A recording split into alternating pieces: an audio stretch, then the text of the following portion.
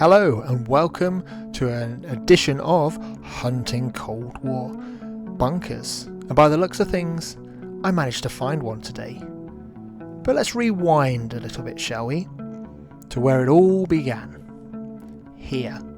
Now this is the website for Bunkers on the Air, and a very kind listener to my radio show every Sunday evening alerted me to this event. It's where at certain times of the year, amateur radio people go out and look and hunt out these old Cold War bunkers, which sounds brilliant. When they find one, they can conduct various radio activities on it, transmit or listen out, that sort of thing. I won't bore you with the details, you can check the link in the description. This really appeals to me, and I like the idea of just doing it anyway without having to wait for a particular time of the year when the event is run. I managed to find the map on the website. The website isn't brilliant, but the amount of information on it is incredible. And as you can see, I zoomed in, found a bunker that was near to me, and if you click on the markers, you can pull up quite a bit of information about that particular location, in particular the grid reference. So once I had the grid reference, I was set basically.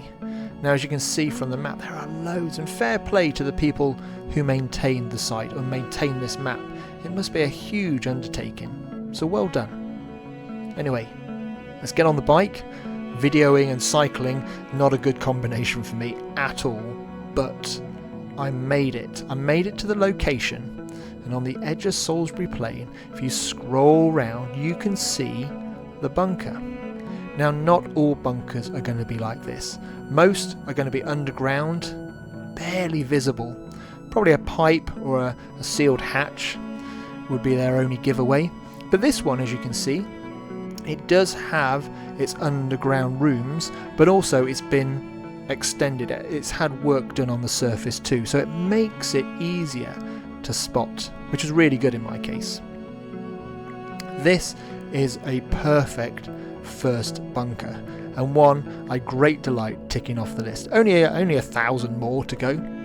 Incidentally, I actually work in a bunker on the other side of Salisbury. This is where I work during the day teaching, and it's this bunker that used to hold the telephone exchange during the Cold War, which connected up all the other bunkers, like the one I discovered today.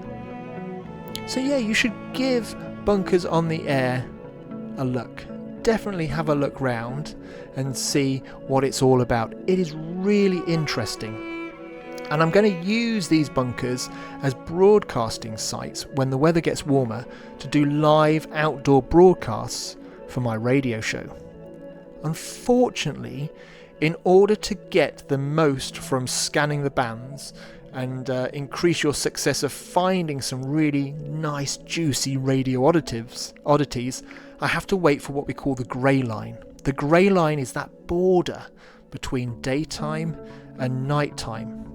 And if I'm riding out to this particular bunker, for example, in the dusk, I definitely will be riding back in the dark. And that is something that I'm a little bit nervous about, because it was quite difficult to even cycle during the day out there, and it's just off the main road as well.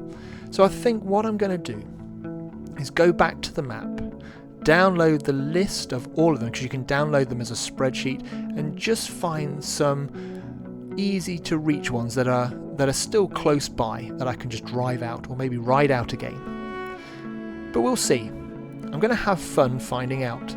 But yeah, give Bunkers on the Air a look, and I'll see you next time.